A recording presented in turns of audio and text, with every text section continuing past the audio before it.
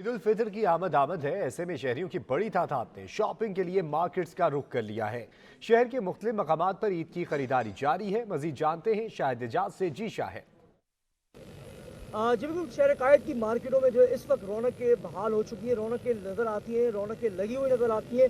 ईद उल फितर के मौके पे जो है तमाम कराची की मार्केटों में जो रौनक नज़र आती है, ख़वातीन, बच्चे, बुजुर्ग और जवान जो है मार्केटों का रुख करते हैं। इस वक्त मैं मौजूद हूँ मीना बाज़ार की मार्केट बताई जाती है, ये डिस्ट्रिक्ट सेंटर की सबसे बड़ी मार्केट बताई जाती है। यहाँ पर भी जो है ख़वातीन, बच्चे हाथों में थामे हुए, शौहर जो है हाथों में पर्स लिए हुए जो इस वक्त जो है मार्केटों में मौजूद है और इस मार्केट के अंदर गहमा गहमी नज़र आ रही है। इस मार्केट के अंदर जो है मजीद जो है यहाँ पर एक चीज़ नज़र आती है, तमाम चीज़ें यहाँ पर मौजूद है। बच्चों के कपड़े, ख़वातीन के कपड़े, इसके साथ जो है चूड़ियाँ, मेहंदी का सामान और ज्वेलरी का सामान, जूते, चप्पलें, तमाम चीज़ें यहाँ पर मौजूद है।